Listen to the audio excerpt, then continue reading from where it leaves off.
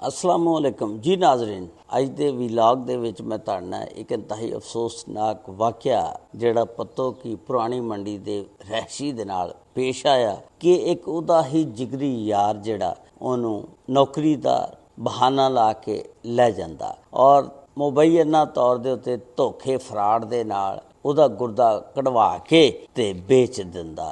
तो उस बंदे नूं जदों पता लगदा, वो किदां पता लगदा कि वो अल्ट्रासाउंड करवांदा, उहदे तकलीफ हुंदी है। जिस वेले अल्ट्रासाउंड करवांदा तो फिर उन्होंने पता लगा कि मेरा गुर्दा जिहड़ा कढ लिया गया और बेच दिता गया। उसकी तमाम तर तफसीलात अज की इस वीडियो दे विच मैं तुहाडे नाल शेयर करांगा। ये वाक़या जिहड़ा 26 जून नूं पेश आया और सोशल मीडिया के उत्ते बड़ा वायरल आ। इत्थे एक फैमिली रहिंदी आ, उत्थे एक आदमी आ जिहदा नाम आ रहमत जिहड़ा आ उहदा एक जिगरी दोस्त हुंदा जिहदा नाम हुंदा रज़ा। रहमत जिहड़ा ये वेला फिरदा, इहदी कोई नौकरी नहीं हुंदी। रज़ा जिहड़ा आ वो कहंदा कि रहमत यार तू परेशान क्यों हुंदा आ, मैं तैनूं नौकरी लगवा दिंदा, कोई मसला नहीं नौकरी वास्ते, तैनूं मैं नौकरी किते लवा दिंदा। वो कहंदा चल यार किते नौकरी का मेरा बंदोबस्त कर दे ताकि मेरा घर का सर्कल जिहड़ा सीधा हो सके। हुण रज़ा है जिहड़ा इहनूं कहंदा ठीक आ, एक दिन 26 जून नूं कि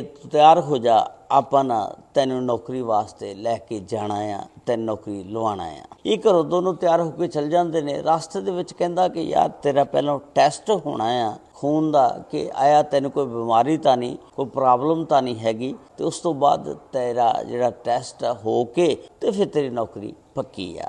ये इत्थों घरों निकल जाते हैं लिजा के, ते अगों इन्हें को सट्टी लाई होएगी या किस तरह डॉक्टरों के नाल साजबाज किया होएगा। ज़ाहिर है साजबाज करके सट्टी ला के गुर्दा निकलदा, एवें इन्नी जल्दी तो गुर्दा निकलदा नहीं ना। वो बंदा बहुत तेज़ और शातर होएगा रज़ा, जिहड़ा इनू इस चक्कर दे विच बहाने ना लै गया और लिजा के रस्ते दे विच इन्हें इनू जूस पिलाया और जूस इनू पता सी कि इन्ना हुण सफ़र रह गया, पिंडी वाली साइड लै गया, पिंडी लिजा के ते उत्थे जाके जूस पिलाया। इनू पता से इन्नी देर च बेहोश हो जाएगा। जिस वेले उत्थे हस्पताल लैके जांदा, लिजा के उत्थे डॉक्टर ना सट्टी ने पहलां लाई होएगी मुबैना तौर दे उत्ते, सट्टी सुट्टी ला के ते डॉक्टर को लै गया, उत्थे लिजा के ते इनू ना कहंदे कि हुण तेरा चैकअप होना। इन्हें जूस पीता हुंदा, इनू होश पहलां नहीं आई हुंदी। उस तो बाद इहदा ना ऑपरेशन उत्थे डॉक्टर करदे ने ते करके ते इहदा गुर्दा जिहड़ा ना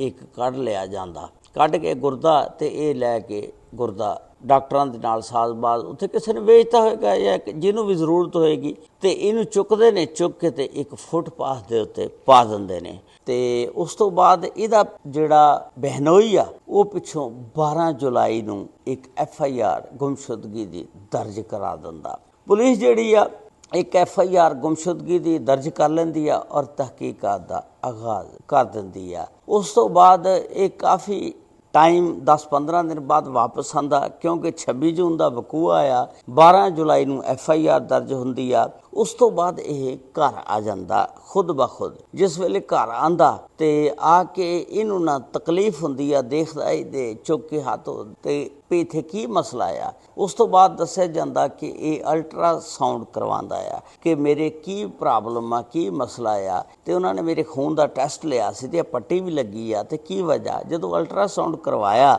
पता लगा कि तेरा एक गुर्दा जिहड़ा कढ लिया गया और तैनूं पता ही नहीं लगा कि गुर्दा किने कढ़िया, क्यों कढ़िया, किस वास्ते। उन्हें कहा कि मेरा दोस्त लैके गया सी नौकरी का बहाना ला के मैनू, तो हो सकता फिर उन्हें कढ़िया होवे गुर्दा कढ़ के ते वेचता होवे। उस तो बाद फिर इनू पता जिस वेले लग्या भी गुर्दा कढ़ लिया गया, ये फिर एक थाने जाते ने, FIR गुर्दा कढ़ने की दर्ज करवाते हैं और फिर मरियम नवाज अगे अपील करते हैं कि मरियम नवाज साहबा मैं गरीब आदमी हाँ, मेरा दोस्त रज़ा जिहड़ा नौकरी के बहाने मैनू लै गया सी और लिजा के डॉक्टरों के नाल मुबैना तौर दे उत्ते साजबाज करके मेरा गुर्दा कढ़ के बेच दिता गया।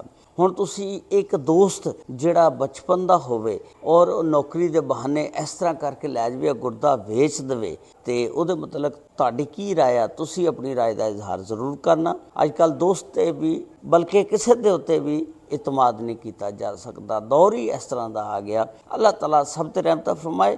ਅੱਲਾਹ ਤਾਲਾ ਸਭ ਨੂੰ ਬੁਰੇ ਵਕਤ ਤੋਂ ਬਚਾਵੇ। ਨਾਲ YouTube ਚੈਨਲ ਨੂੰ ਸਬਸਕ੍ਰਾइब, ਲਾइक और शेयर ज़रूर कर देना। अगर ये वीडियो तुसी फेसबुक पेज ते देख रहे हो, फेसबुक पेज और टिकटॉक ਨੂੰ फॉलो ज़रूर कर लेना।